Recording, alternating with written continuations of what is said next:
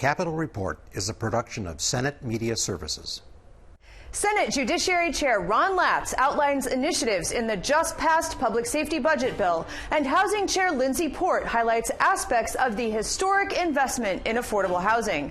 Plus, Senate Republicans raise concerns about rising taxes. Stay tuned for this and more on this week's Capitol Report.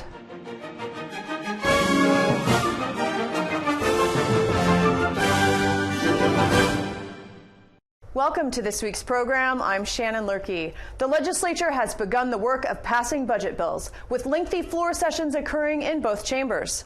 Last week, after 6 hours of debate and on a party line vote, the Senate passed the Judiciary and Public Safety funding package. This bill is, in fact, about preventing crime, because when we can prevent crime from happening to begin with, we keep our communities safe, we keep our kids safe, and we spend a lot less money prosecuting and incarcerating folks. This bill does many things. It provides that the state will assume the cost of all criminal sexual exam kits, because right now in Minnesota, victims of sexual assault are often required to pay for the cost of an exam kit. This is unacceptable. Thankfully, we're taking care of that by including funding in this budget, making sure the state covers these costs. This bill with the MRRA will make 92% of those currently in prison eligible for early release. This is at a time when people already don't feel safe in their homes. As with every omnibus bill, I suppose there are good things and there are bad things in the bill, things we agree and disagree with. I appreciate that we're finally dealing with fentanyl.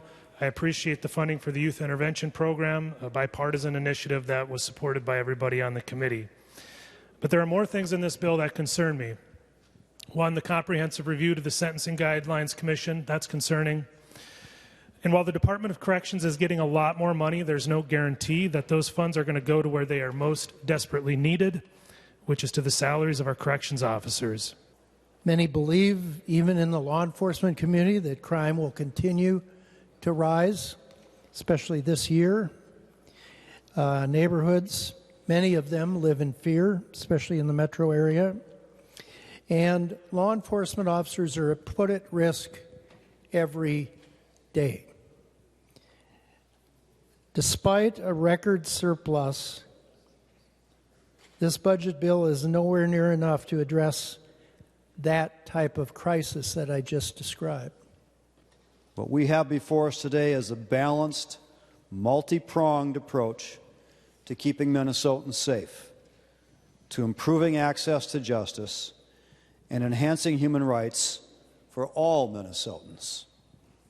We make robust investments in our communities for crime prevention, in high-quality law enforcement, in holding criminals accountable, and supporting victims of crime.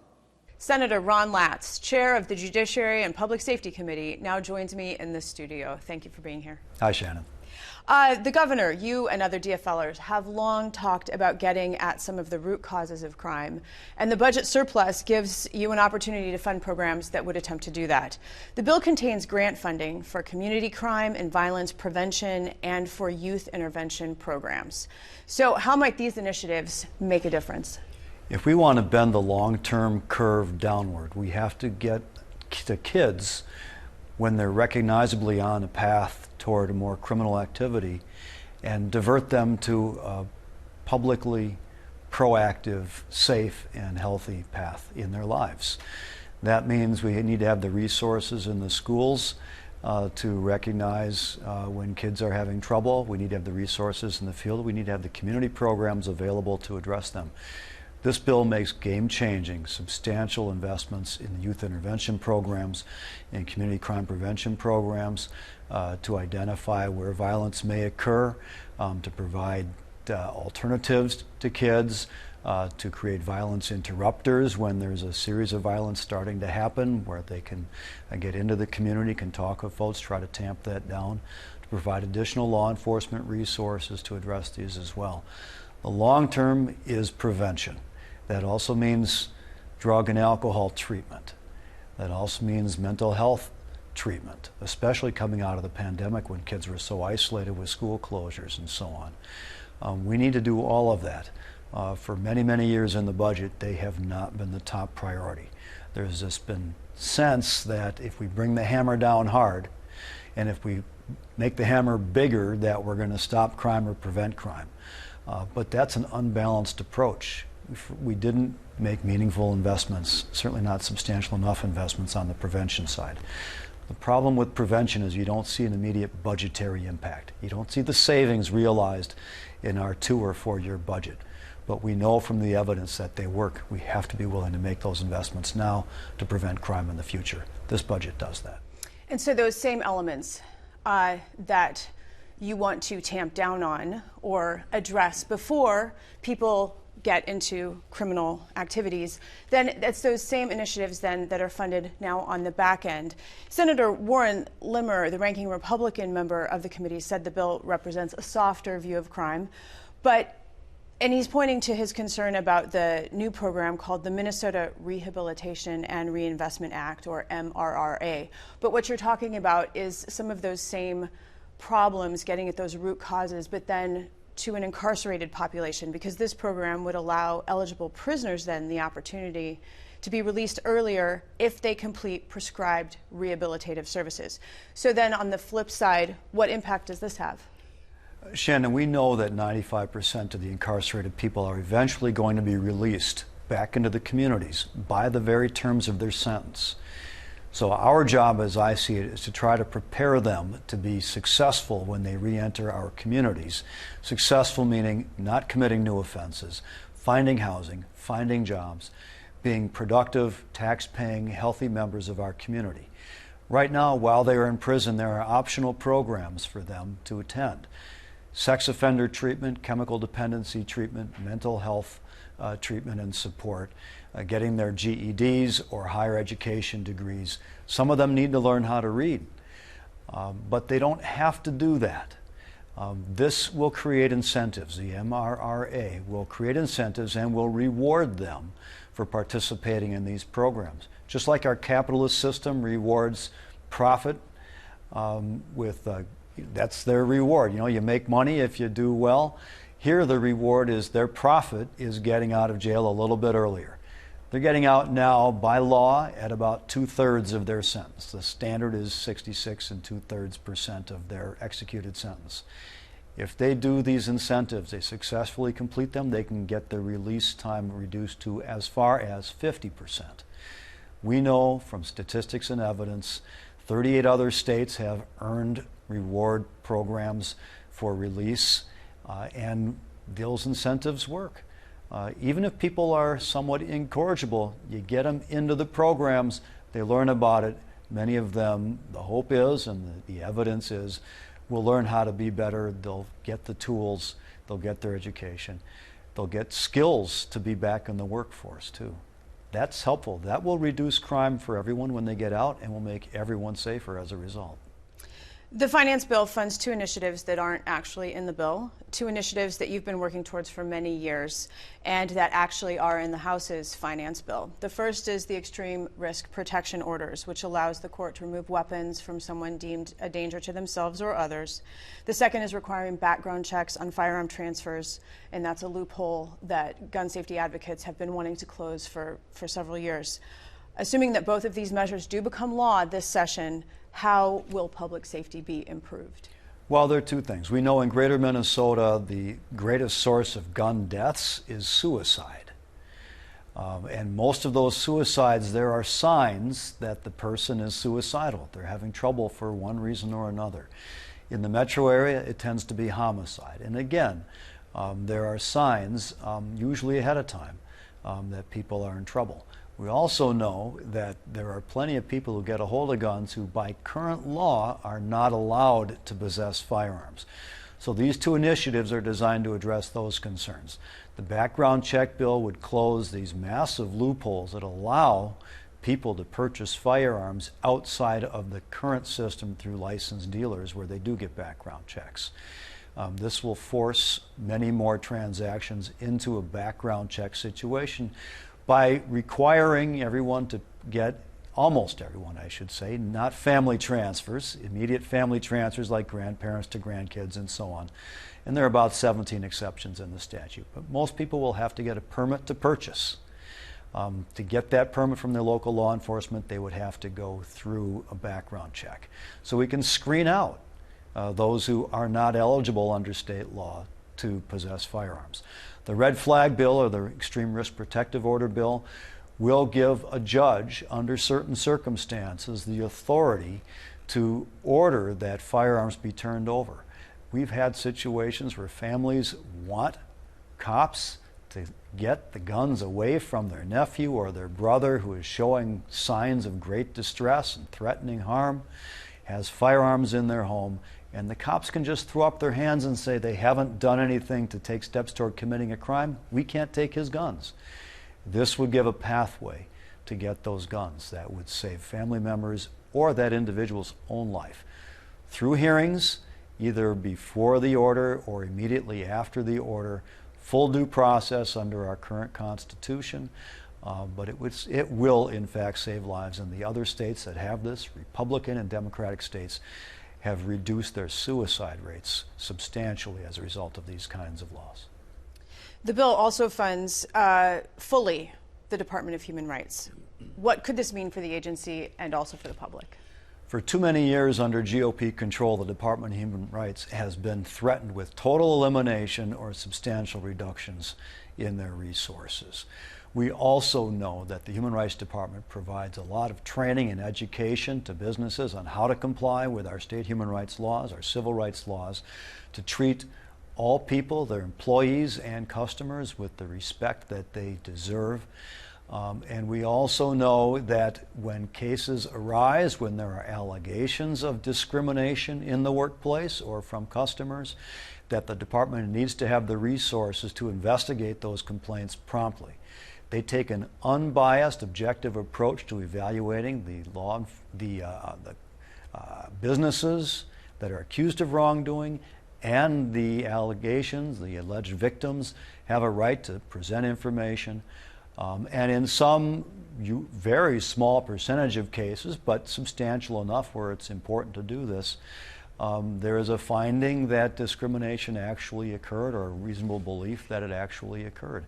The department needs to have the resource to turn those complaints around promptly and to provide that training. This bill will give them those resources. Senator Ron Latz, there is so much in this bill, and we've only just scratched the surface, but I want to thank you for your time today. Thank you very much.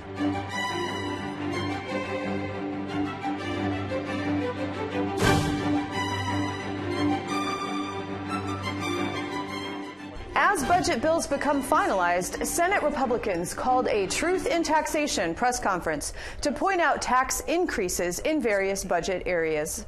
What we have tracked down recently in the bills that have been proposed is at least $9.6 billion of tax increases over the next 4 years, likely to pass either the House or the Senate, emptying every Minnesotan's pocketbook to support their out-of-control spending.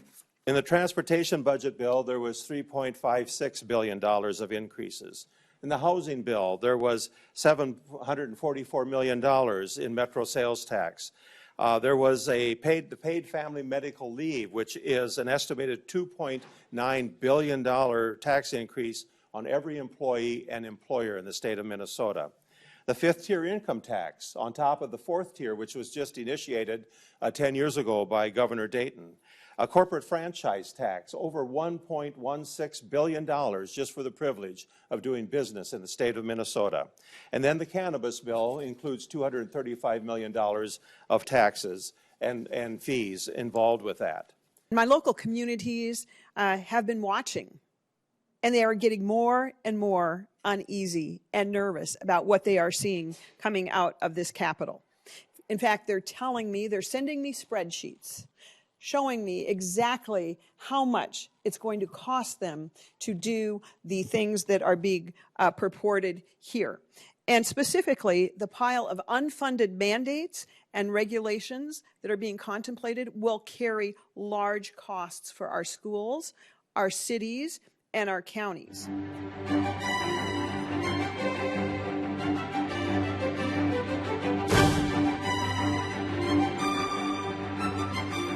$1 billion of the state's $17+ billion surplus has been earmarked for housing. Senator Lindsey Port, chair of the Senate Housing and Homelessness Prevention Committee, has called it an historic investment, and she now joins me to talk about some of the initiatives in the omnibus budget bill. Thanks for joining me. Thanks for having me, Shannon. $1 billion is a big sum, particularly because, as you noted in committee, housing typically receives less than 0.5% in a typical state budget. There is a crisis in affordable housing all over the state, both for rental properties and first-time home buyers. How did the situation become so dire? Yeah, it's such an important question because it really is sort of a cumulative effect. Previous to the 1970s, 1980s, the federal government spent a lot of money on public housing, affordable housing for people with low income. And since the 70s, that number has been just in a free fall of decline of what they send to the states. So programs like Section 8, which help bridge the gap between what people can pay and what rent costs, are so oversubscribed. There's a 15-year wait list. So families who qualify for it don't get the assistance. It's sort of snowballed into this much bigger problem. And then at the state level, because that wasn't really our area, the federal government was supposed to take care of it, we didn't have programs in place to do that.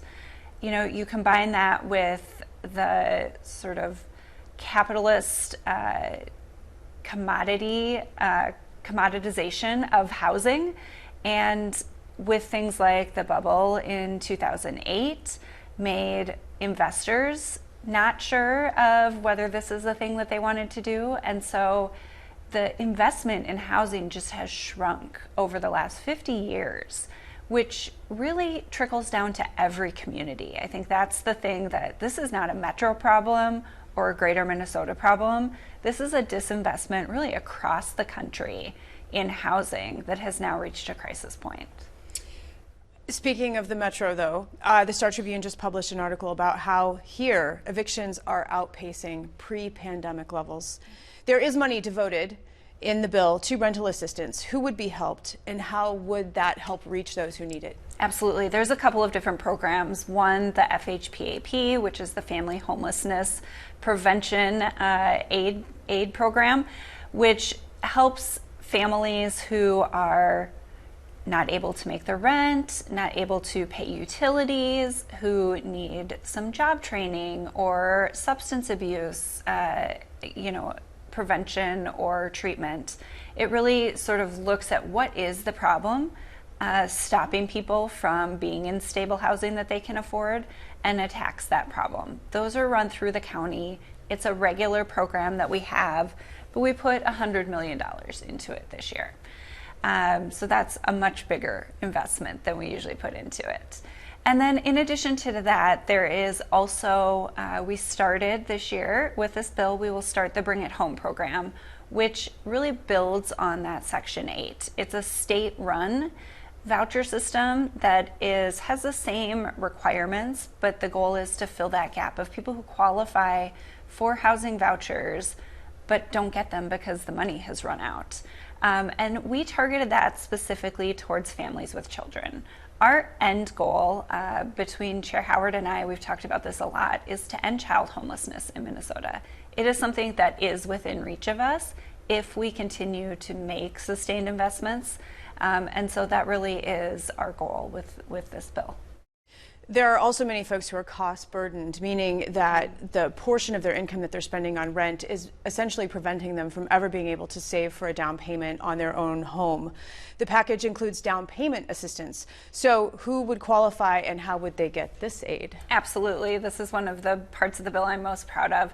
There are two different programs that we invested in for down payment assistance. One is the regular down payment assistance program that Minnesota Housing runs, which helps folks who meet a certain low-income threshold, though it's quite high, 200% of the area median income, and helps them with that down payment in either loans or forgivable grants. And so There's a lot of options that exist. We really boosted that program out. The other one is the piece I'm most excited about, which is the first generation homebuyer down payment assistance program. In Minnesota, we have a really shameful gap between families of color who own their homes and white families who own their homes. About 75% of white families in Minnesota own their own home. It's about 25% for black families. So this is really targeted at families, at people who are the first generation of their family to buy a home. And we put a significant $200 million into that program to try to help close that gap. So helping people stay in their homes is one goal. Helping people purchase a home is another goal. But the most confounding concern, it seems to me anyway, is that there's just simply not enough stock in apartments or affordable homes for people to purchase. And not just here in the metro, but greater Minnesota. And I know I've heard multiple reports about businesses that would like to expand, but there's no place for their workers to live. So how will this $1 billion investment tackle this very enormous issue of just lack of buildings? Absolutely. About $600 million of it, of this $1 billion, is going to that supply problem. It is all across the state. As you said, there are companies up in northern Minnesota who want to expand, who don't want to leave Minnesota. There's literally no place to bring more employees because there's no houses. So there's a Greater Minnesota grant that works with cities and counties to allow for them to invest in that workforce housing, which is a new addition allowing the cities and counties, local municipalities to take advantage of those programs. Then there is bonding in this bill. We have housing infrastructure bonds. We also have cash for housing infrastructure bonds to get those programs going right away. It really is about spanning the entire continuum of housing, from low-income apartments, senior apartments, starter homes, and also homes for folks to upgrade to, workforce housing across the state.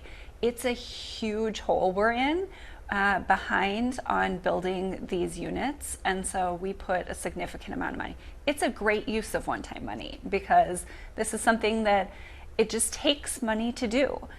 So we are putting a significant amount of one-time money in to help build that pipeline, because also building doesn't happen overnight, and the more stable funding there is looking into the future, the more investors and developers feel comfortable building these big projects that we really need all across the state.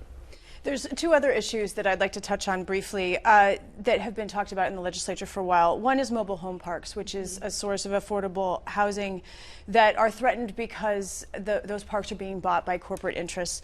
There's also the corporate ownership of single-family homes, where corporate owners are buying up lots of properties and renting them or flipping them, and that's preventing people from getting in. Is that addressed at all in this bill? I'll start with the mobile home park idea, which is, it's so true. We have really an aging mobile home or manufactured home communities across Minnesota, and the infrastructure is the part that's so critical. And unfortunately, we're seeing some of these communities being bought up by interests outside of Minnesota who don't care if a garbage truck can go down the street or a school bus. And in a lot of these communities, the roads are so damaged that that is no longer possible. So your kid can't get picked up at the school bus, has to go all the way outside of the community to do that, which, we have a significant winter here in Minnesota. So we have revolving grants and loans for infrastructure in this bill, which is a critical piece of it. We're also continuing to work on the opportunity to purchase bill, which is moving separately, that really helps give the folks who live in a community an opportunity to buy the mobile home park.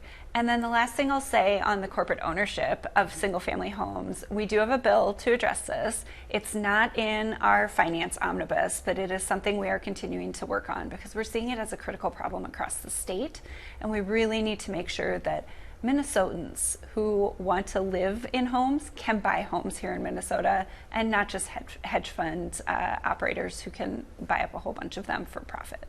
Senator Lindsey Port, this is a huge bill. I want to thank you so much for just beginning to tackle it today. Thank you. Thank you so much, Shannon.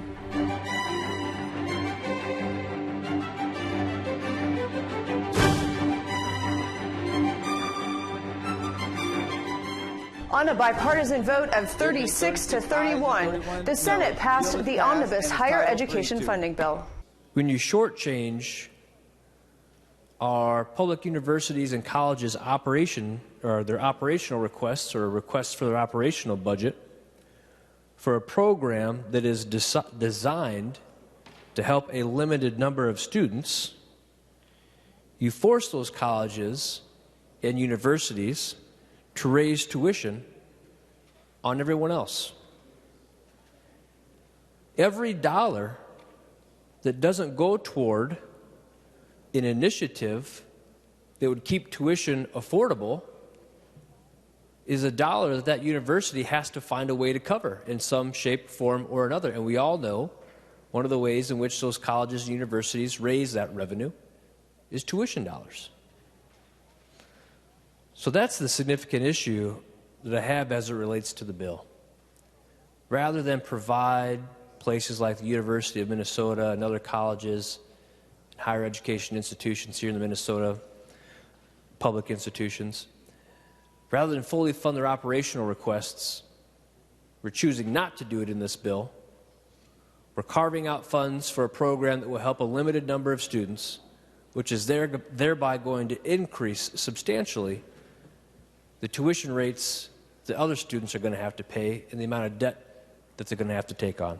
I wanted to work with all of my colleagues to make sure that we weren't making the same mistakes as we have been budget cycle after budget cycle, because clearly what we have been doing has not been working.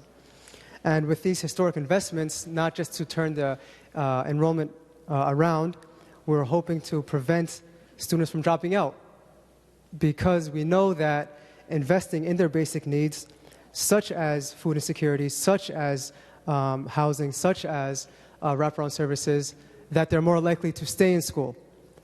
And I know we might have some colleagues that say they haven't seen students that have gone hungry, but I've spoken to them, and I've seen them, and they are real. And this bill addresses that issue.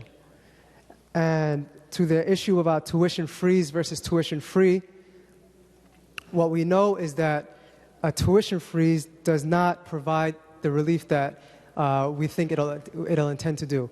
It does not reduce tuition. It caps it. It keeps it out where it's at. And what we know is that tuition right now is unaffordable for students. Our colleges and campuses are not accessible to students right now because of the cost. That is the reality. So if you put to a student the option of going to school tuition free or tuition freeze, I think we all know what the answer would be.